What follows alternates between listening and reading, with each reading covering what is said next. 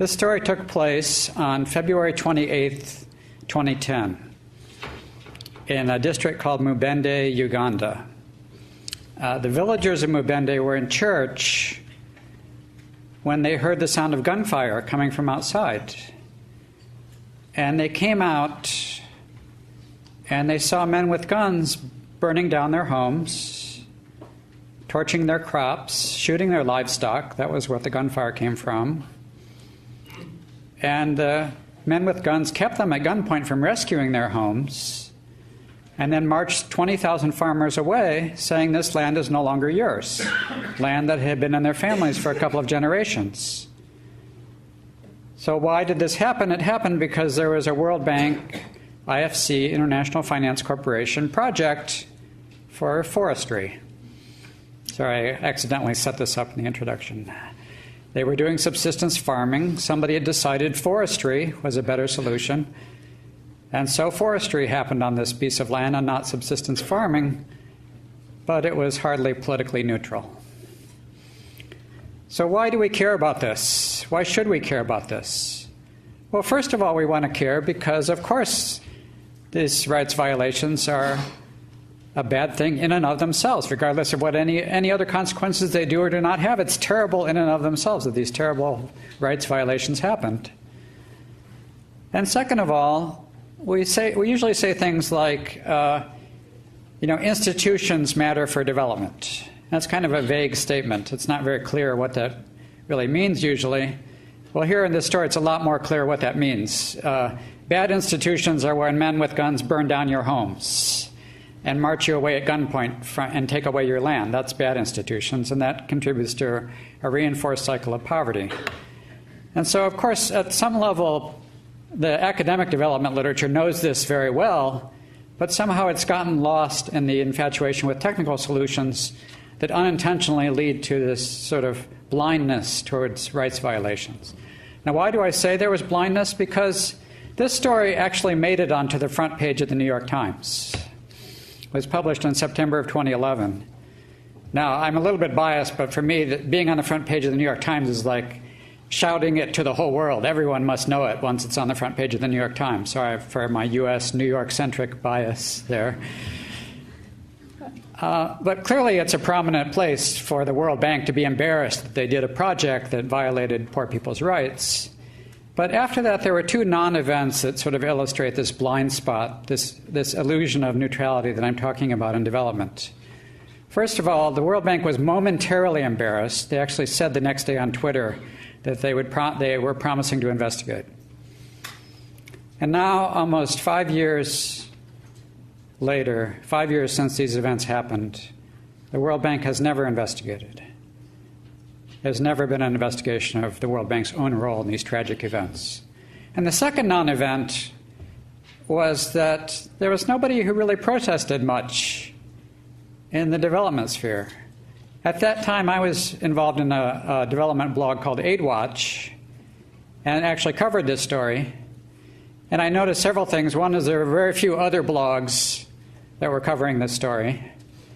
And the second thing, I could see the traffic numbers on my blog post on this story, and they were not very good, I'm sorry to say. I got a lot more when I talked about Angelina Jolie's contributions to development than I did talking about Mubende, Uganda, human rights violations.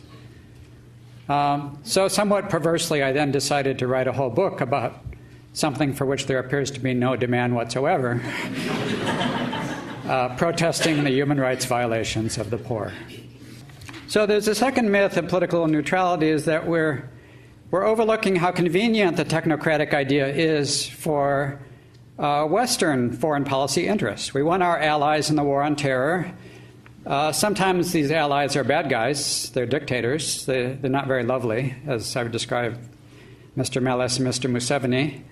But if we can also say these guys are implementing the technical solutions for development and making good things happen for development, then we can make sort of the politician's dream happen, that you can assemble a lobby that will combine the national security interests. Let me talk only about U.S. politics, so I know a little bit what I'm talking about. You combine the national security interests, the people who only care about defending the U.S. in the war on terror, which requires having Ethiopia and Uganda as allies. And then you also capture the humanitarian interests who care about development, because you have convinced the humanitarian lobby that the Ugandan and Ethiopian government are also good for development. So you've got a twofer. You've got two for the price of one. You've got two lobbies behind one policy of supporting autocrats in Ethiopia and Uganda. And this has been a very bipartisan approach in U.S. politics. It was true under the Bush administration. It's been true under the Obama administration. Hillary Clinton, who may still be politically relevant, gave a speech saying defense, diplomacy, and development are all complements. They all complement each other. What will help one will help the other. These are very appealing ideas if your main objective is to assemble a large political coalition behind an idea of technocratic development. Unfortunately, that idea turns out to be wrong, that what is good for defense of being allies with autocrats is bad for development, because let's face it, the autocrats are bad for development. So there's one historical parallel here that I found very interesting when I was researching this book, is that this use of the development, the technocratic idea in development, is not a new one. It's one that has actually gone back many decades, and I am now in the position where I have to get my slides working. What do I have to do to get the slides working here? Press the remote. Oh, okay, here we go.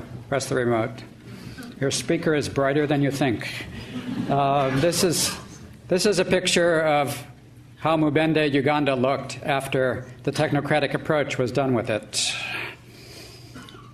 This is the slide that I wanted to get to.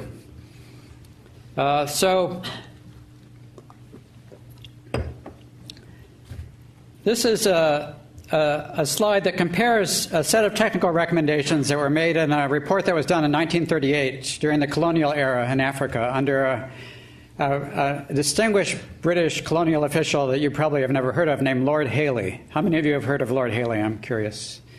Yeah, I thought he would make a pass on that one. Well, Lord Hailey actually was one of the many founders long ago of the technocratic approach to development. He, in his 2,000-page Africa report in 1938, he'd already identified tons of technical solutions, and some of them, as I've displayed on this slide, are the same ones that we're still talking about today. So, some of these I also kind of somehow set up in the introduction. So the malaria cure, about spraying the inside of the walls with pyrethrum, that was already known in 1938. The idea that malnutrition could be treated with vitamin A capsules, that was already known in 1938. And similarly with these other examples, technical solutions were already known. So the technocratic myth is that poverty is about a shortage of experts, and the reality is that poverty is about a shortage of rights. It was the lack of rights of the poor to see that these solutions were indeed executed, that they did indeed happen, that they did indeed last, that makes development happen or not happen. So let me say that line again, because I don't have that very many memorable lines, so let me try to use that one again. Poverty is not about a shortage of experts. We already had the experts in 1938. Poverty is not about a shortage of experts, it's about a shortage of rights.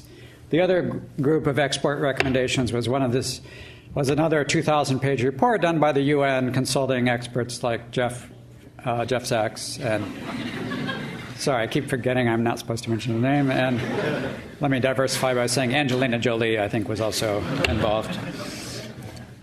So, the other interesting thing about this that I was trying to make is this technocratic approach that I said was useful today for U.S. and U.K. foreign policy. It was also useful at the time to defend colonialism.